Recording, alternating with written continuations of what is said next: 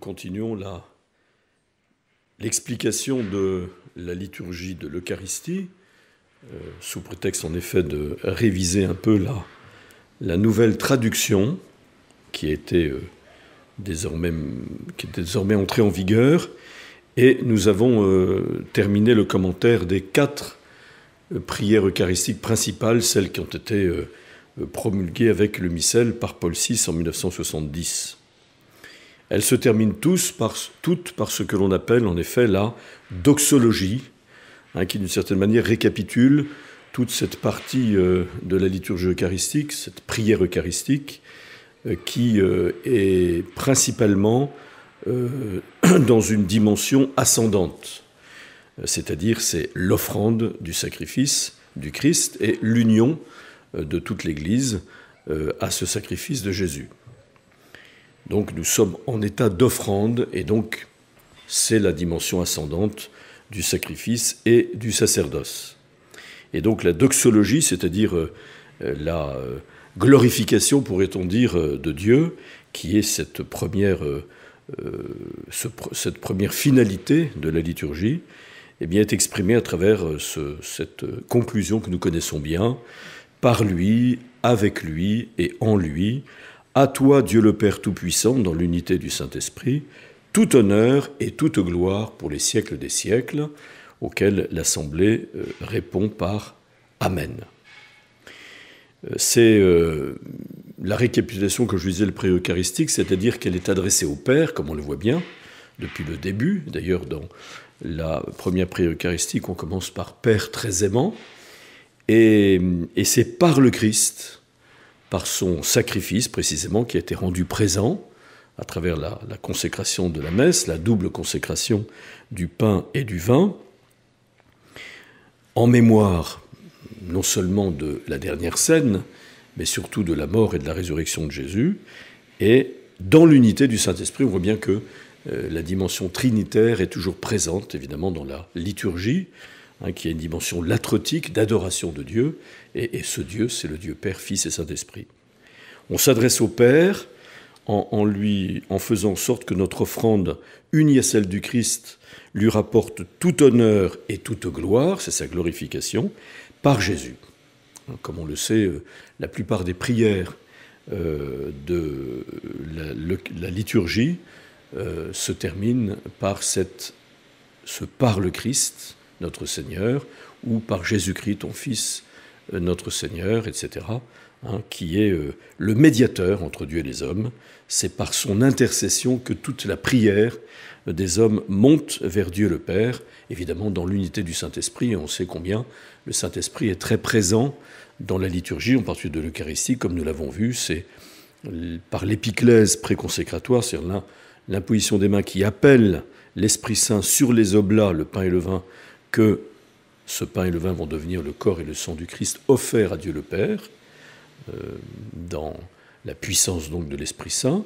Et c'est aussi l'Esprit Saint que l'on appelle pour que cette communion au corps eucharistique du Christ constitue la communion des membres de l'Église et qui devient le corps mystique du Christ. Le peuple des fidèles, donc, qui n'est pas beaucoup intervenu, évidemment, pendant la prière eucharistique, sauf au moment de l'anamnèse, l'acclamation du mystère pascal du Christ, qui est le mystère de la foi que nous célébrons dans l'Eucharistie, juste après la consécration. Mais le peuple s'est uni à cette prière du Christ, rendue présente par la prière du prêtre, qui, au nom, dans la personne du Christ, sans doute offre le sacrifice de Jésus, mais au nom de l'Église, adresse cette grande prière eucharistique au Père.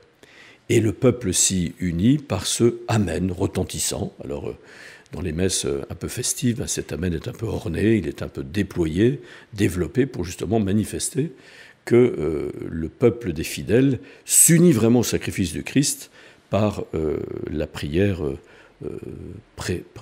prononcée par le prêtre.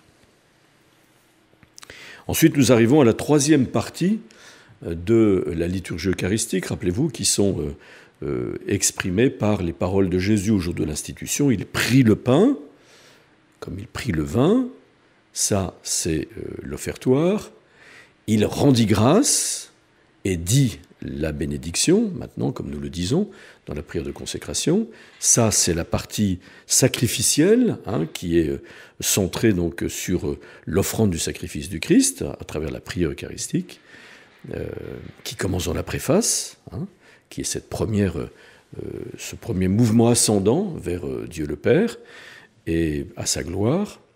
Et puis la troisième partie, qui est exprimée par cette parole de Jésus et ce geste, il le rompit et le donna à ses disciples. Vous voyez, donc c'est ce qu'on appelle le rite de la communion. Après l'offertoire, la prière eucharistique, c'est le rite de la communion, qui commence par la prière du Pater, du Notre Père. Cette prière qu'on appelle l'oraison dominicale. Dans le mot dominical, il y a le mot dominus, qui veut dire Seigneur. C'est donc la prière du Seigneur. Pourquoi ? Parce que c'est lui qui l'a instituée.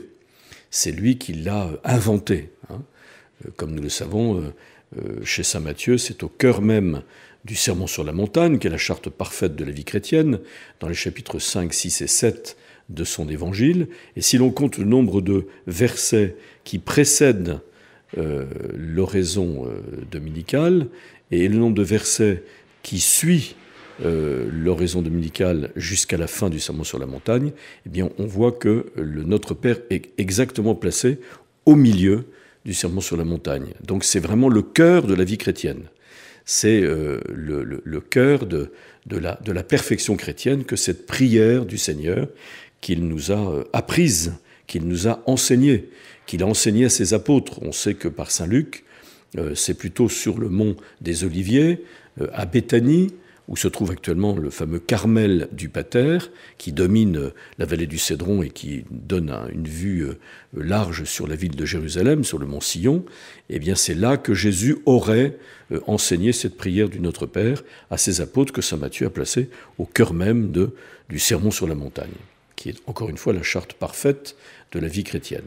Et chez saint Matthieu, nous avons 7 demandes, et c'est cette version, qui est plus développée que celle de saint Luc, où on trouve que 5 demandes, qui a été retenue dans la liturgie depuis l'Antiquité.